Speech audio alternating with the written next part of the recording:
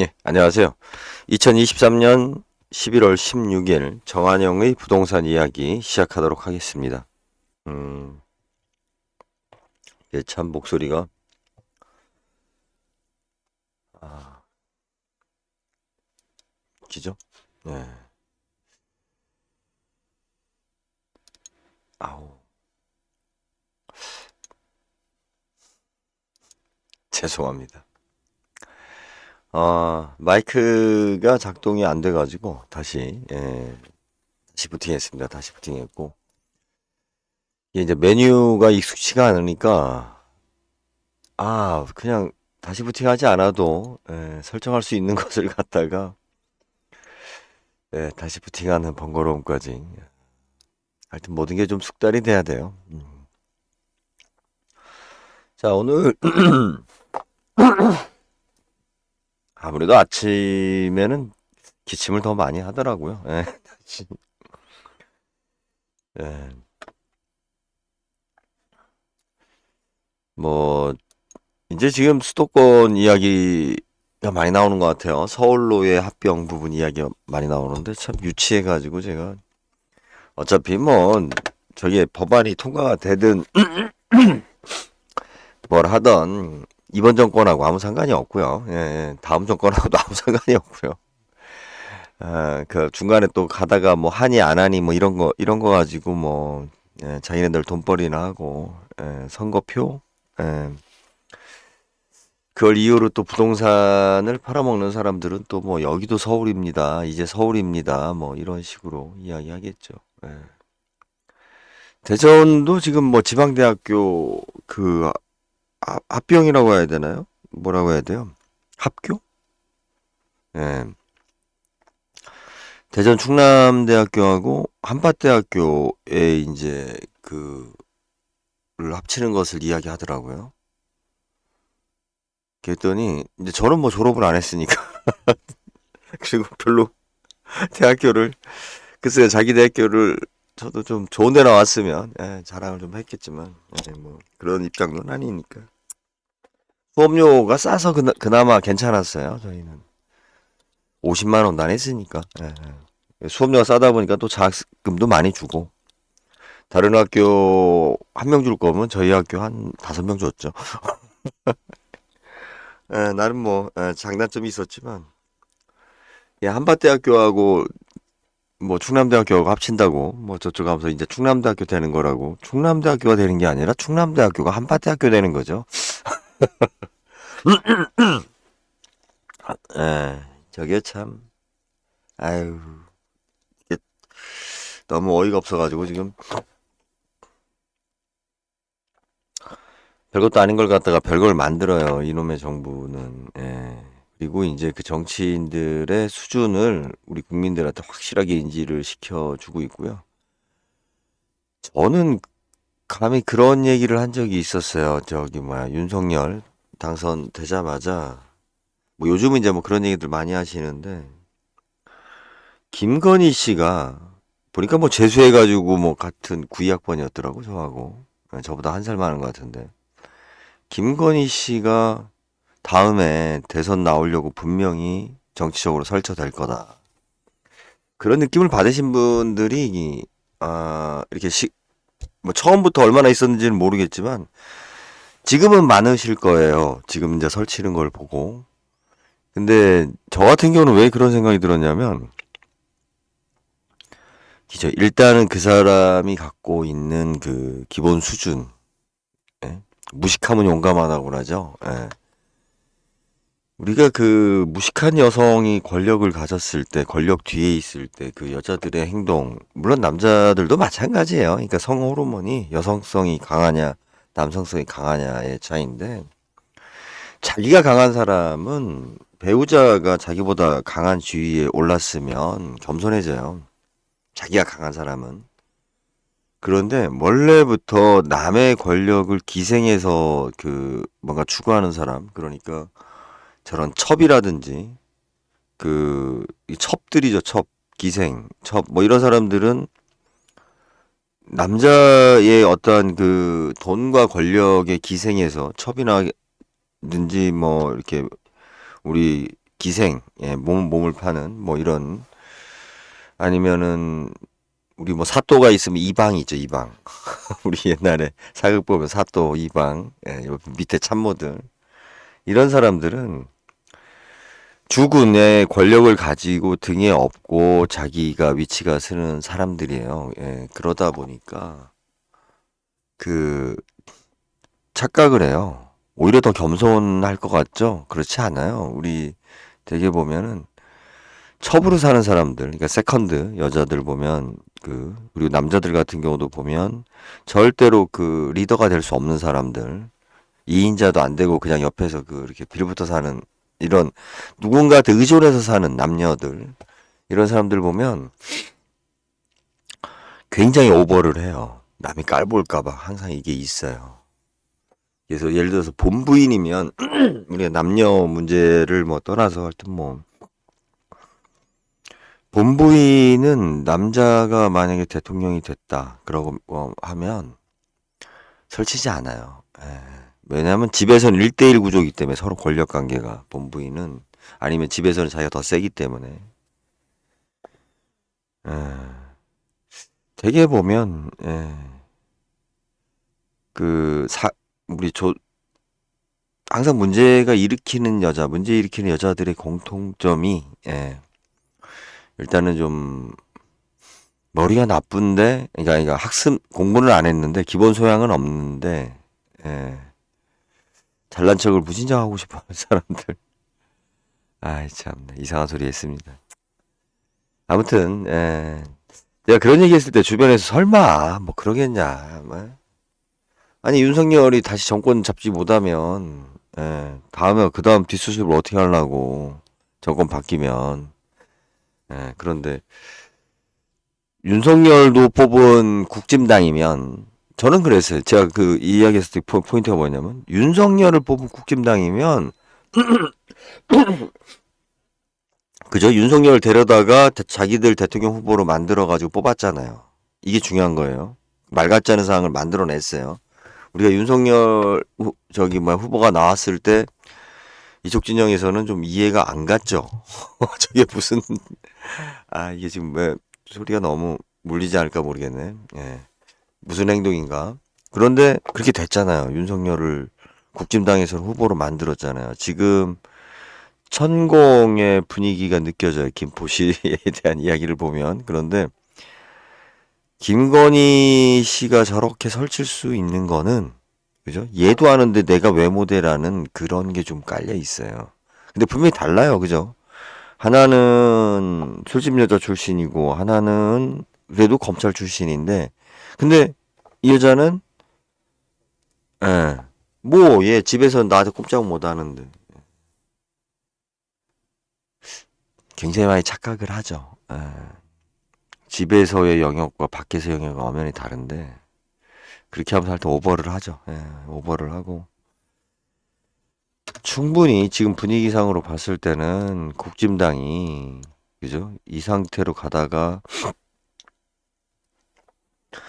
윤 김건희 여사를 대선 후보로 만들려고 하는 권력의 한 축으로 이어가려고 하는 그런 분위기 조성을 할 수 있다. 왜?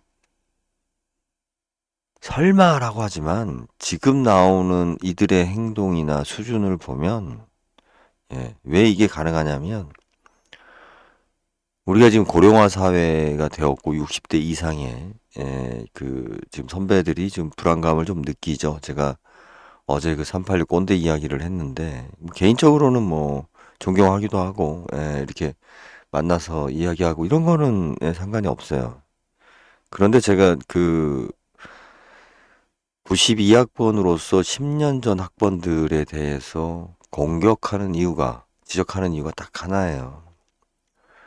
그거 안 하면 우리가 죽어요. 우리 40대, 50대가 죽습니다. 여러분들 꼭 기억하셔야 돼요. 사도세자가 왜 죽었는지. 영조가 악인이어서 사도세자가 죽은 게 아니에요. 영조가 오래 살았기 때문이에요. 오래 살았기 때문에. 그 시대에 절대 권력을 가진 왕이 그렇게 오래 살면 안 돼요. 더군다나 아들이 멀쩡한데, 아들이 장성이 되고 있는데. 지금 우리 사회에서 대한민국을 걱정하고 뭐하고 한다라고 하면 어떻게 됐든 지금 40대, 50대가 길을 열어줘야 돼요. 우리가 이 길을 열어주고 60대를 치고 나가야 돼요. 트러블이 생겨도 우리가 그 군대와 똑같아요. 그 상병하고 병장하고 관계에서 상병이 병장한테 너무 고개 숙이고 따라가다가는 밑에 애들까지 다 그 내부한 분위기 하여튼 가는 거니까 지금 30대, 20대들이 왜 그 60대하고 친하겠어요? 그 유시민 씨가 그런 이야기 하던데 그런 권력 관계 똑같은 거예요. 그러니까 뭐냐면 아들하고 아버지하고는 부딪혀요. 아무래도. 그래서 직접적으로 서로 와닿는 이권하고도 그렇고, 그러니까 가정에서도 그렇고 모든 면에서 부딪힐 수밖에 없는 사이예요. 아들하고 아버지는. 바로 우리 군대에서도 그렇고 어느 직장도 그렇고 바로 밑에 상하 관계가 항상 트러블이에요. 내가 그죠? 바로 밑에 직원들 같은 경우는 내가 막 부려먹기도 어려워요. 얘도 대가리 컸다고 또 겨우 오르니까. 근데 또 얘 입장 밑에 있는 사람 입장에서 봤을 때는 바로 윗사람 때문에 내가 못 가거든 승진은.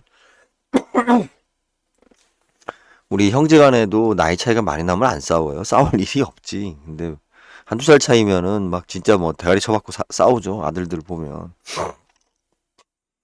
본능이에요. 그 동물의 생태계 어떤 그 권력 구조 관계.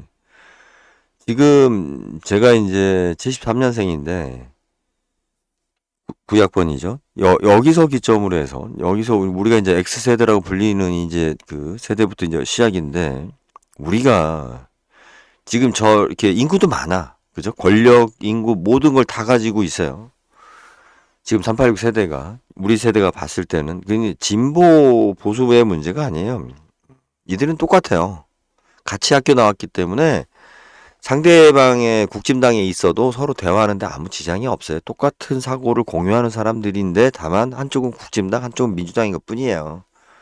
우리 세대가 봐야 될 건 뭐냐면 지금 현재 뭐 박주민 의원이라든지 이제 뭐 이쪽에서는 한동훈 장관 예, 같은 이제 구약번이라고 그러면 뭐 제가 알고 있는 정치인이 별로 없어서 치고 나가야 돼요.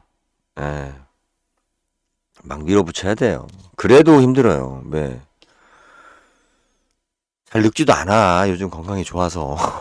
그런데다가 인구도 많고, 예? 우리 학번보다 그쪽 학번들이 더 권력이라든지 사회의 어떤 그 진입 자체라든지 모든 거에 대해서 먼저 시작했다라는 이유로 예? 인센티브를 받았기 때문에 힘들죠, 우리 세대가. 요때가 힘들죠. 그런데 이때 분명하게 우리가 X세대라는 예, 확실히 다름을 우리가 치고 나가줘야 중간 가교 역할을 해줘야 우리 밑에 애들 그리고 우리나라의 발전 우리가 일본처럼 안 되는 거예요. 자, 아파트 이야기, 경매 이야기를 제가 오늘 좀 아침에 좀 바빠서 근데 아침에 뭐 지금 컴퓨터도 좀 속속이고 예, 지금 저기 했습니다 했는데 예. 이게 항상 이거 그 제 유튜브를 너무 심각하게 그렇게 보시려고 하시는 분이 간혹 있으세요. 댓글을 보면 웃자고 한 얘기를 갖다가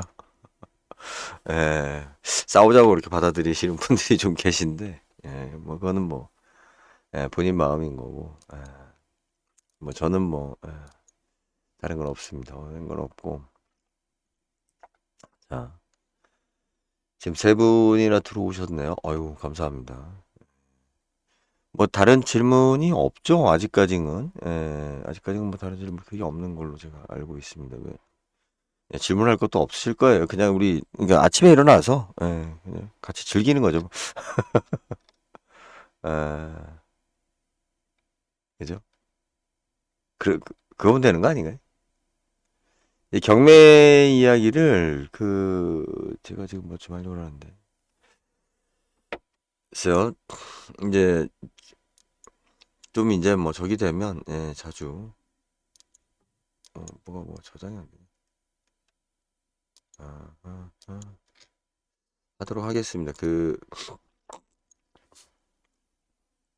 그래서 이제 사실은 아침에 하는 게 이제 뭐 몇 가지 의도가 있는데 특히 이제 경매를 들어가시는 분, 심리적으로 뭐 좀 불안하다, 뭐 하다라고 했을 때 이제 제가 뭐 이야기해 줄 수 있는 건 해드리고, 요 메뉴를 볼까요? 저도 사실 저번에 이야기 드렸듯이 옥션원이 아주 익숙지가 않아요. 이게 이제 지금 하나씩 하나씩 익숙해지고 있는데, 이게 우리가 뭐든지, 그러니까 뭐라고 그럴까, 스트레스 안 받을 정도로 숙달돼야 돼요. 그래서 경매를 공부하시는 분들이 자꾸 쉽게 엑기스만 뭐 이런 생각을 자꾸 하시는 분들이 있는데, 일단 절대 시간에 비례해요. 그 절대 시간. 내가 얼마나 자주 받느냐. 그래서 경매를 잘하는 것 중에 하나가, 제가 지금 회원분께서 예전에 제가 요 옥션 아이디를 이제 원하시는 분들, 저희 지주클럽 회원분들 공유를 해드렸는데, 공유를 해드리면 사실은 안 돼요. 일단 일 자체가 자꾸 방해가 되고, 그리고 어떻게 했든 자꾸 이게 몇 사람 공유가 아니라 막 무슨 저기가 돼버려. 예. 그래서, 일단은 이 아이디 공유는 좀 어렵고, 그리고 또 하나 이야기 드리는 게, 대법원 사이트가 익숙해지셔야 돼요. 대법원 사이트가 익숙해지지 않으면, 여러분들 이 개인 사설업체들, 옥션도 마찬가지예요. 보면은 보여요. 자기네들이 띄우고 싶은 물건하고, 그죠? 예, 아니면 자기네들이 진짜 은근슬쩍 먹고 싶은 물건, 이 안에서도 다 인간들이 하는 거기 때문에 진짜 돈 되는 물건이 내 눈에 띄었어. 야, 이건 누가 눈치채면 안 돼. 라고 하면 어떻게 하겠어요? 슥 감춰놔요. 예, 예, 모니터링을 한다고요. 우리가 경매 물건에서 여기 지금 보면은 맨 앞에 타이틀로 나오는 물건 있잖아요. 그죠? 예, 옥션원에서도 마찬가지인데, 이렇게 경매 샘플북이 앞에 나오는 물건은 뭐겠어요? 이게 수익성이 있는 물건이겠어요? 이 사람들이 보기에? 여기에 지금 수없이 많은 직원들이 있는데, 야, 이거 지금 돈 되는 대박 물건을 갖다가 여기에 보여주겠냐고요. 이 물건만 거르고 가면 되는 거예요. 우리 저기 샘플 물건에 나와 있는 물건만. 예? 다 모든 사람들이 경매에 참여할 수 있는 거예요. 법원에 있는 사람, 심지어는 뭐 요즘 법적으로 제한이 없는 거예요, 경매는. 우리가 대표적인 게 농지잖아요. 농지 같은 경우라든지 부동산 거래 허가 구역 같은 경우도 원래는 구청장에 도장을 받아야 돼요. 그래서 그런 일이 있었죠. 아파트를 이동하려고 하는데, 아니 당신이 왜 이거 사고 파냐, 허가할 수 없다, 뭐 이런 말도 안 되는, 담당 공무원의 오지랖이 있었는데, 그 경매는 뭐죠? 채권 회수를 위해서, 빠른 시간에 채권 회수를 위해서 공개적으로 매매를 하는 거기 때문에, 집행관도 그렇고 누구나 다 참여할 수 있는 거예요. 누구나 다 제한이 없어요. 그죠? 그렇잖아요. 이게 경매 자체가 채권자를 위해서 빨리 물건을 처리해서 현금화하는 게 목적이기 때문에, 그래서 경매에 대해서 오픈된 만큼 다 각자들의 욕심이 있다.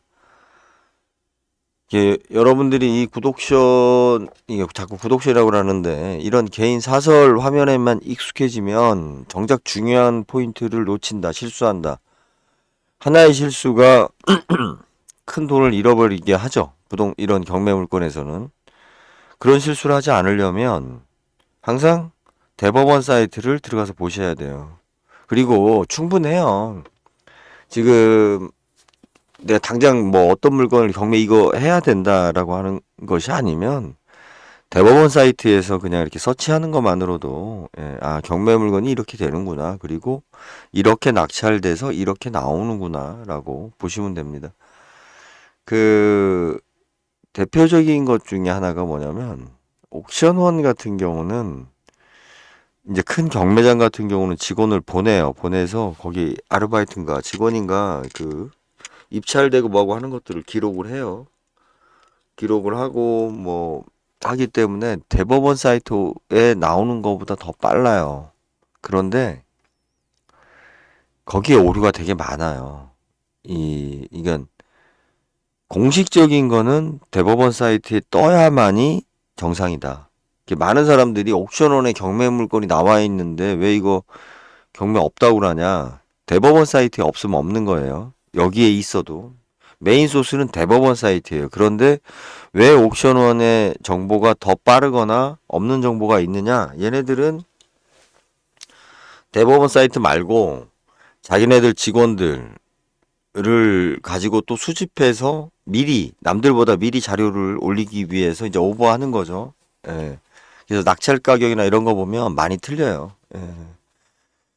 그래서 하여튼 결정적인 건 대법원 사이트이기 때문에 여러분들이 대법원 사이트에 익숙해야만이 추후에 어떤 업무를 할 때 지장이 없다. 제가 지금 아침에 좀 헤매했는데, 예, 우리가 이런 홈페이지나 이런 거 같은 경우는 자주 이용하면 이제 눈에 익숙해지죠. 예, 그럼 쉬워지는 거죠. 예.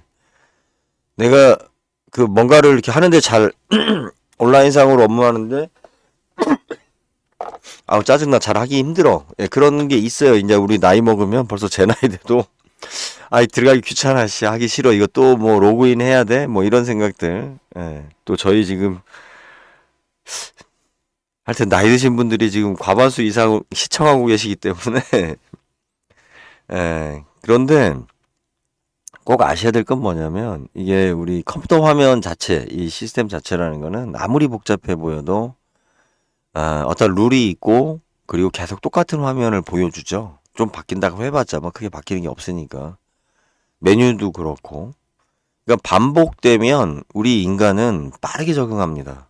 반복되는 거에 대해서 빠르게 적응하고 이제 그죠? 나중에 눈 감고도 할 정도로 그건 나이를 떠나서 반복하는 것이 싫기 때문에 내가 그러니까 못해서 적응이 안 되는 거예요. 이게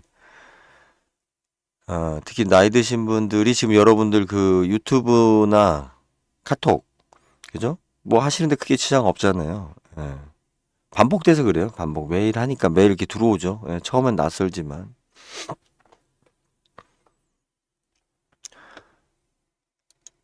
그래서 컴퓨터를 잘하는 거, 온라인을 잘하는 거, 뭐 이런 사이트 이런 걸 잘 다루는 건 뭐냐면 몰라도 계속 켜서 보는 거예요. 계속 계속 보는 거예요. 켜서.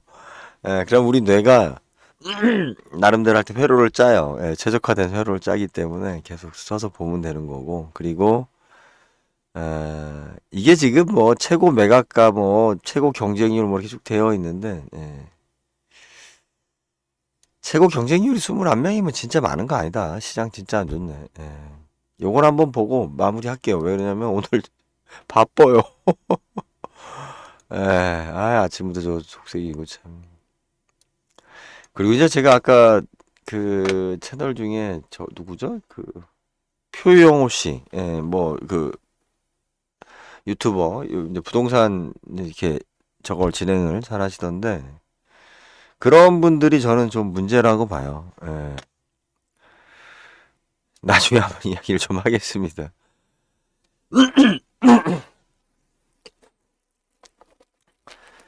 자, 그래도 뭐 최고 경쟁률 아파트였고 여러분들 대부분 부동산이나 그 경매에 많이 관심을 가지고 계시니까 구미시 옥계동입니다. 구미시가 LG전자 빠지고 나서 뭐 별로 분위기가 안 좋죠. 감정가가 2억 2,800이고요. 31평이에요. 여러분들 그 아파트 가격에서 2억 2,800이 31평이면 일단 여기가 위치가 어디가 됐든 지금 기준으로 콘크리트 값도 안 나온다. 라고 보시면 돼요.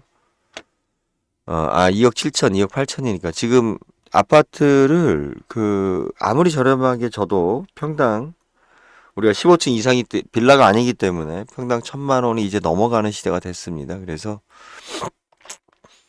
지금 뭐 반값으로 떨어진다, 50% 되면 어떻게 될 거냐 이런 얘기 하는데 대한민국의 아파트 값이 50%가 된다는 거는 있을 수가 없어요. 있을 수가 없고 다만 이제 일부 떨어지는 거를 2021년도, 2022년도에 내가 2배로 샀는데 뭐 반값으로 떨어졌다. 그 반값 된 거 아니냐.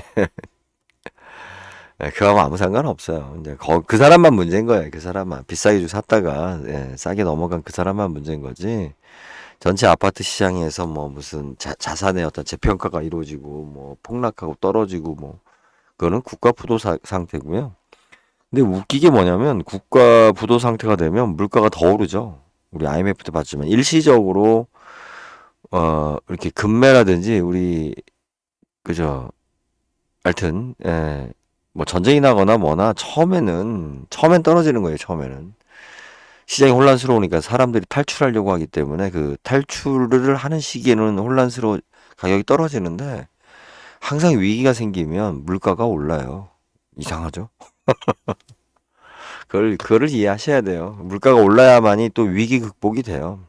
가격이 떨어지면 극복이 될 것 같아요. 없는 사람들이 부자가 되는 거예요?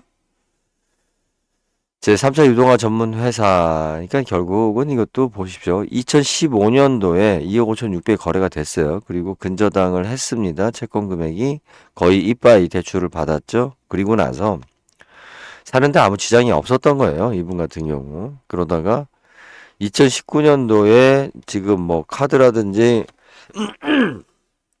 뭐에서 뭐 가압류가 막 들어왔죠. 예, 그 가압류가 들어왔어요. 가압류가 들어오면서 이제 예, 경매 이제 저것도 됐겠죠. 이게 지금 신한은행에서 들어온 이유가 뭐예요? 이제 이자를 못 낸 거예요. 2023년도니까. 예, 코로나 때 되면서 이자를 못 낸 걸로 보여집니다. 그렇게 해서 예, 이분 같은 경우는 자, 한 5천만 원 내고 그죠? 2015년부터 해서 5천만 원 내고서 이제 쭉 사는 거잖아요. 예, 저기 은행 대출 이자 내면서 뭐 이렇게 쭉 살았어요. 살았는데 이렇게 해서 이제 경매 넘어가면 다 날라가잖아요. 예? 근데 실질적으로 얼마 날라가는 거예요? 거래 가격으로 봤을 때 우리가 1억 8천 정도 대출을 받았다라고 하면 거래 가격으로 봤을 때 한 7천 정도 손해 보는 거죠. 만약에 지금 현재 이게 경매로 넘어가서 다 이제 저거 되면. 그런데 8년간을 이 아파트에 살았어요. 7천 가지고 8년간을. 그러면 1년에 1천만 원 정도의 손실을 본 거예요. 월세로 얘기하면 월 100만 원 정도에 주고 사는 겁니다. 30평대 아파트를. 이분은. 그리고 기죠. 예. 그러니까 우리가 보기에는 뭐 5천만 원, 7천만 원이 경매로 떨어져서 날라갔다라고 할 수도 있지만 금융권의 연체라든지 뭐 이런 부분들을 쭉 생각한다라면 자기가 잘못 운영을 해서 월세 100만 원 정도씩 주고 사는 꼴이 되는 건데 3억짜리 아파트 정도면 내가 보증금이 없다라고 그러면 순수하게 월세 100만 원 정도가 맞죠. 그죠? 30 몇 평짜리 아파트면. 예, 조금 만약에 여기서 이제 시세가 제대로 나와준다라고 하면, 예, 뭐 손실이 적겠지만, 현재로서는, 그죠? 예, 원래 있었던 주인은 그, 이제 저기를 감당을 못 했으니까. 그런데 그렇다고 해서 이분이 어마무시한 손해를 받느냐. 그렇게만 우리가 생각할 수는 없죠. 예. 자, 어찌됐든 21명이 입찰을 했고, 2억이라는 돈에 낙찰이 됐어요. 이렇게. 예, 자, 보십시오. 2억 200이었는데, 앞전 가격이 2억 20만 원이었죠? 2차 가격이. 3차 가격이 2억 30만 원에 낙찰이 됐습니다. 그죠? 대부분 사람들은 2억 이하에 살려고 했었던 거죠. 1억 9천, 뭐 거의 대부분 사람들이. 그러니까 싼 맛에, 예, 싼 맛에. 2억 정도면 전세 자금이니까 딱 이제 그 선에서 맞췄는데 이분이, 참 상당히 좀 적정한 가격으로 입찰을 했어요. 예. 여기서 여러분들이 꼭 아셔야 될 게 뭐냐면 경매의 이게 중요한 포인트 중에 하나인데 자 2차 때 왜 아무도 입찰을 안 했을까요? 2차 때 아니 이 손 뭐라고 하시는 분이 2억 30만 원을 쓸 거면 2차 때 입찰을 했어야 될 거 아니에요. 가뿐하게 혼자. 그런데 이때 단독으로 혼자 입찰하면 기분 찝찝해요. 예, 이때 3차 때 2차보다 가격을 더 써서 조금이라도 더 써서 낙찰 받으면 그래도 기분이 짠하고 우리 몸에 막 도파민이 나오고 막 흥분하는데 2차 때 예? 2억 30만 원 쓸 수도 있었잖아요. 대부분 경매가 이렇게 이루어집니다. 사실은 내가 진짜 원하는 거면 이때 들어갔어야죠. 이때 최저가에. 이때 사람 애매모호할 때 최저가에. 그리고 사실 아파트의 대부분 결정나는 가격이 2차 가격이에요. 2차 가격, 그러니까 선호도가 좀 높으면 2차 가격보다 조금 더 올라가고, 선호도가 낮으면 2차 가격보다 약간 내려가는 수준이기 때문에, 자, 내가 입찰자 입장에서 꼭 필요한 물건이다. 이거는 꼭 나한테는 다른 사람보다 유리하다라고 했을 때는 가격에 큰 문제가 없다라고 하면 2차 때 최저가로 들어가는 게 최상입니다. 최상입니다. 이제 이런 게 좀 안 되는 게 지금 그리고 여기는 2차 때 사실은 들어갔어야 되는 이유 중에 하나가 뭐예요? 30%씩 떨어뜨렸잖아요. 지금 가격을. 예. 그죠? 30%를 떨어뜨린 거예요. 아파트 가격을 내가 70%에 먹은 거예요. 지금 이분은. 그죠? 낙찰 가격 자체가. 우리가 어느 정도 단지 규모가 있고 시장 규모가 있는 아파트 같은 경우는 그죠? 감정가의 현재 70%대가 거의 최상이라고 보여져요. 예. 뭐 서울은 이거보다 조금 높을 텐데 이 경상도 지역이 이렇게 좀 30%씩 떨어뜨리다 보니까 가격 맞추기가 좀 어렵죠. 그리고 이제 뭐 단지 규모가 좀 있으니까요. 근데 구미 지역이 좀 썰렁하죠? 다른 얘기를 좀 더 해야 되는데 시간을 너무 많이 지금 쓰고 있습니다. 제가 지금 시간을 많이 할애할 수가 없어서. 예.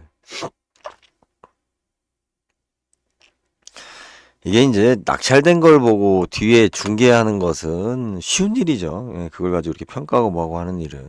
낙찰 받기 전에, 입찰하기 전에 우리가 그 내가 객관적으로 어떻게 판단하고 들어갈 것이냐. 이게 이제 사실은 선수죠. 우리가 지나간 얘기 뭐 점쟁이 맞추는 거는 의미 없어요. 예. 그리고 이제 과거에 이제 성공담 이야기하면서 막 자기 실력 자랑하는 거 이거는 진짜 무당 수준인 거예요. 예. 점쟁이죠, 점쟁이. 예. 점쟁이들은 과거를 잘 맞춰서 상대방을 가스라이팅 시키죠. 나를 믿게 하죠, 나를 믿게. 그리고 나서 반말하기 시작하면서 이 사람이 절대적으로 나를 믿게 만들고 나서 이제 미래를 예측하죠. 그러면 이 사람은 그 미래대로 자기 운명이 가는 것이라 생각하죠. 예. 우리가 점쟁이 말을 신뢰하는 이유는 그거잖아요. 딱 갔는데 미래만 얘기해. 그럼 저 사람 말을 믿어야 돼, 말해야 돼. 우리가 이렇게 생각할 겁니다. 그런데 점쟁이들이라든지 우리 학자, 경제학자분들은 어떻게 이야기합니까? 과거에 대해서 아주 뭐 신랄하게 정확하게 객관적으로 알아듣기 쉽게 설명을 해요. 그리고 그 말을 듣고 있다 보면 아, 이 사람은 그죠? 나의 점쟁이가 말하면 뭐 내 개인의 과거일 테고 경제학자가 말하면 사회 경제 상황을 설명하겠죠. 과거에 대해서 과거는 이래 이래해서 지금 이런 문제가 있다라는 식으로. 그러면 우리가 모르게 이 사람이 그 관성의 관성, 이 사람이 이렇게 과거에 잘했기 때문에 과거를 잘 알기 때문에 미래도 알 것이다라는 가스라이팅을 당하는 거예요. 이 사람한테. 그러면 이 사람 권위가 팍 올라가고 난 권위가 확 떨어져. 그리고 나서 자기가 대학 교수니까 자기가 경제 전문가니까 내 말이 맞다라고 이제 논리를 피면 우리는 그 사람이 제시하는 미래를 믿게 돼요. 관성적으로. 그냥 밀려가던 그냥 하던 대로. 그죠? 예?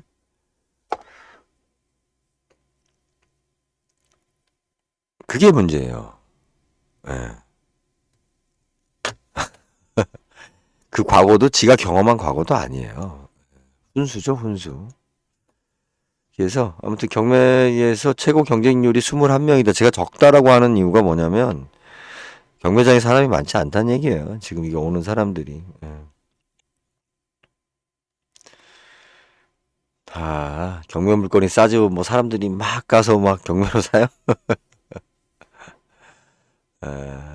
이거 하나씩 하나씩 봤으면 좋겠는데 그냥 여기까지만 하겠습니다. 우리 뭐 한 분 지금 시청하고 계신데 자 오늘은 여기까지 하겠습니다. 제가 좀 오늘 바쁜 관계로 좀 아침 6시 시작했어야 되는데 일어나기는 그 전에 일어났어요. 그런데 이제 이것저것 또 꼼지락꼼지락 돼야 되니까. 그러니까 사실 4시 반에 일어나야 이게 6시 녹화가 되는데. 예, 감사합니다. 여기까지 하겠습니다.